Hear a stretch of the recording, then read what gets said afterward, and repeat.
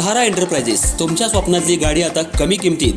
इचलकरंजी शहरालगत असलेल्या कबनूर चंदूर रोडवर कोन्नूर पार्कमधल्या सहारा एंटरप्राइजेस इथं पश्चिम महाराष्ट्रातली विविध बँका आणि फायनान्स कंपन्यांनी जप्त केलेल्या जुन्या दुचाकी आणि चारचाकी गाड्यांची विक्री केली जाते. शोरूम किमतीपेक्षा 25 ते 50% कमी दरात, उत्तम स्थितीत आणि संपूर्ण कागदपत्रांसह त्वरित डिलिव्हरी. दुचाकी 20,000 पासून पुढे तर चारचाकी 50,000 पुढे. आपल्या पसंतीची कार किंवा बाईक आता अगदी परवडणाऱ्या दरात घेऊन जा. विश्वास, पारदर्शक व्यवहार आणि उत्तम सेवा हेच आमचं वैशिष्ट्य.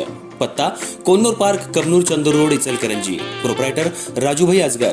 संपर्क 8055810910 आणि 9860785786. सहारा एंटरप्राइजेस, दर्जा, विश्वास आणि बचत यांचं परिपूर्ण ठिकाण.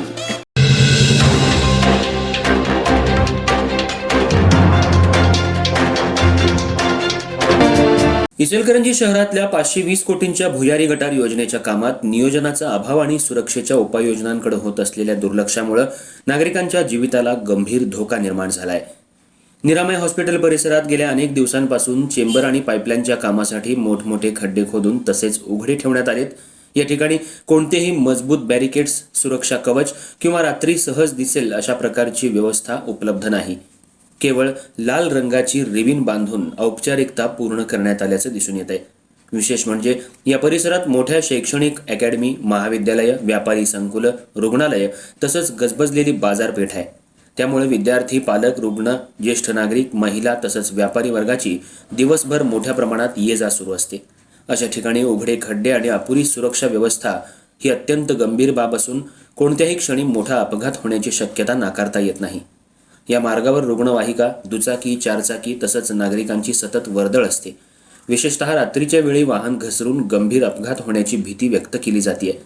एखाद्या निष्पाप नागरिकाचा जीव गेल्यानंतरच प्रशासन आणि संबंधित मक्तेदार जागे होणार आहेत का, असा संतप्त सवाल नागरिकांकडून उपस्थित केला जातोय. महानगरपालिका प्रशासनानं आणि संबंधित मक्तेदारांना तातडीनं या ठिकाणी मजबूत बॅरिकेड्स, इशारा फलक, परावर्तित दिवे अर्थात रिफ्लेक्टर्स आणि आवश्यक सुरक्षा व्यवस्था उभारून काम युद्धपातळीवर पूर्ण करावं, अशी नागरिकांची जोरदार मागणी आहे. अन्यथा भविष्यात घडणाऱ्या कोणत्याही अपघाताला महानगरपालिका प्रशासन आणि संबंधित मक्तेदार पूर्णपणे जबाबदार राहतील, असा इशाराही नागरिकांनी दिलाय.